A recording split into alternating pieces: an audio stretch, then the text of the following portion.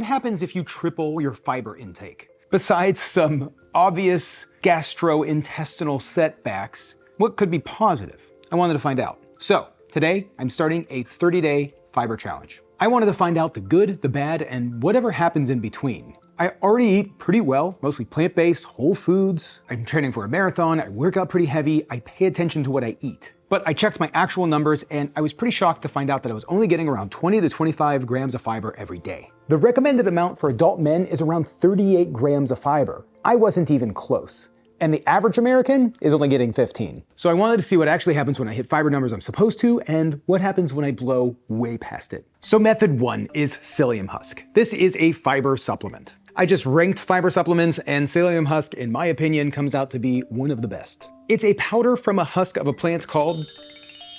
1 tablespoon is around 7 grams of fiber. I'm gonna mix this into water and have it every morning. It immediately starts gelling as soon as you mix it in the water, so you kind of just pour it in, stir it, commit to drinking it, and put it down. It's fine, it's easy to do. Method 2, fiber soda. I actually found these, I was really shocked when I tried these the first time. They are pretty dang good. I like them. Monica is not a huge fan. 35 calories per can. It is a soda substitute. These have 9 grams of fiber per can. You can't judge me unless you've tried them yourself. And method 3 is carb balance tortillas by Mission. I started eating these a couple months ago and they are phenomenal. They're 70 calories per tortilla with 17 grams of fiber. I'm gonna build 1 meal a day around these, and when you combine that with everything else in my diet and also being very mindful of it, I'm gonna maybe have a handful of extra berries every day. I'm gonna up my bean intake just a little bit. So I'm adding roughly 32, 33 grams of fiber from my additions on top of the couple 4 to 5 grams of fiber with everything else and my normal diet. Some days I'm gonna hit 60 and other days I'll probably get closer to 65, which is a lot. My gut has no idea what's about to happen. Okay, so let me explain what fiber actually does. I think most people know it's good for you without really knowing why. I thought about it while I was just playing with Walker. He loves to tear his toys apart, and his toys are filled with kind of a fiber, but this is a fiber that's not good for him. He can't eat this. We have to watch him when he plays. He loves to tear up his toys, but we have to sit here and make sure that we play with him because as soon as it gets to this point, he can't have that toy anymore. He gets boxes of toys every day, don't worry. But what this fiber will do to Walker is he will digest it, it will get into his digestive system, and then go into his system and stop it up. That's not good. The fiber that we eat goes into our system and slows it down. Kind of. There's actually 2 types of fiber. Soluble fiber, which dissolves in water, forms kind of like a gel in your gut. That gel is the gel that kind of slows it all down. Slows everything down, makes sure digestion happens at a good pace. It keeps you full. Carbohydrates break down slower. Blood sugar rises gradually. You feel fuller longer. The psyllium husk and Olipop are heavy on soluble fibers. Now, here's the part that I find really interesting. Your gut bacteria ferment soluble fiber and produce short-chain fatty acids. Those feed the cell linings in your colon, they reduce inflammation, and they're one of the more impactful things you can do for your long-term gut health. There's a ton of good science on this. It's a really cool thing. But basically, fiber isn't just about digestion. It affects your blood sugar, cholesterol, inflammation, how full you feel. It does a lot. And most people aren't getting enough of it, currently right now, including me. So 30 days starts now. But first, let me tell you about today's sponsor. Like a lot of you, Monica and I are incredibly busy between our jobs. We're running marathons now, and trying to figure out what to eat every week was always kind of a chore. But now I've been using Hungryroot for a couple of years, and I will never go back. It's been a game changer, saving time doing all of my weekly food shopping with Hungryroot. Hungryroot plans all of my meals and grocery shopping for the week, fills my cart, and delivers everything that I need to eat healthy every day, all while fitting my health goals, dietary preferences, and my budget. With over 50,000 recipes to choose from each week, with many ready in just 15 minutes or less, there is something for everybody. They have great options for the whole family with healthy groceries like smoothies, kid snacks, sweets, ready-to-eat meals, salad kits, and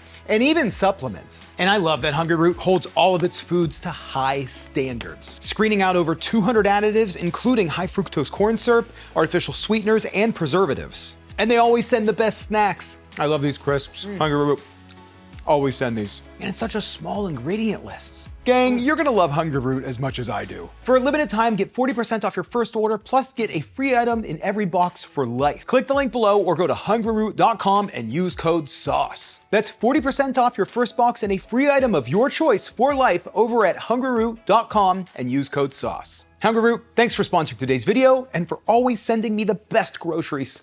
It's so awesome.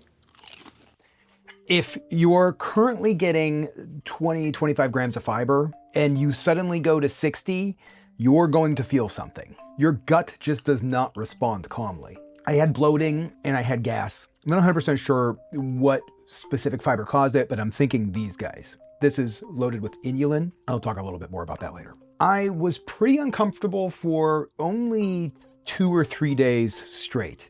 And then by the end of the week, things started to get quite a bit better. But I do think this is pretty normal. Like, I think it wasn't anything that was just like, I didn't feel sick or anything. I actually felt pretty good. But I did have more bathroom breaks, and those were extreme. So I feel like my microbiome just kind of needed to adjust. It was more than I anticipated, I'll be honest, because I figured I was already getting a lot of fiber. And I know before I started this, I was getting 25 grams of fiber, but I know in the past I was getting a lot more. I think the reason why my fiber intake is low now is because my carb intake is so high and I'm just doing a lot of just like sugars for running. If I would have just built this up slowly, like 5 to 10 grams a week, I don't think I would have had nearly as much problems. I didn't do it gradually. So let's just say week 1 was a learning experience, a loud one, an explosive one. Okay, week 2. The bloating basically has stopped.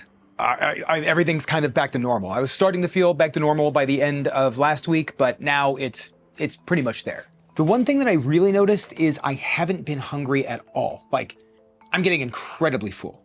Typically, I train a lot and I eat a lot. When I was training for the Boston Marathon, I couldn't stop eating. Like, Monica was kind of getting sick of it. We were going for ice cream almost every night. I needed the sugar. I just needed the calories. I'm used to being hungry on a schedule. Lots of snacking, lots of things to kind of keep me full after these runs. I fasted. I did an hour run this morning and I had a small lunch, just 400 calories, one of the wraps, one of the sodas, and I'm full, like stuffed. On Friday night, we actually had an early dinner, it was like a late brunch, and the plan was to eat another, like maybe a smaller meal before bed, something a little bit later on, but not like a full dinner. I skipped it. I didn't need it. For someone like me who has been training for marathons for the last year, pretty much nonstop, and I'm running 40 miles a week, I'm going to the gym 3 to 4 days a week, and lifting, I think about food constantly, and this has been kind of a weird shift. I've never felt so full. The point of this is the fiber is slowing digestion down so much that my body just was satisfied all of the time. I was just kind of running on what I had. I will say last week I lost 2 pounds, which I typically try to eat to maintain. That could be a hydration thing. We'll see kind of how this goes. I know I skipped week 3, so we're on week 4. Week 3 is similar to week 4. Everything kind of starts to become normal. This was harder than I thought it was going to be. I actually thought the results were going to be similar to my chia video. But I will say 3 and 4, everything kind of started to feel fairly normal. My digestion started to feel like clockwork. I knew, literally, I knew exactly when things were going to happen. I knew roughly what it was going to be like.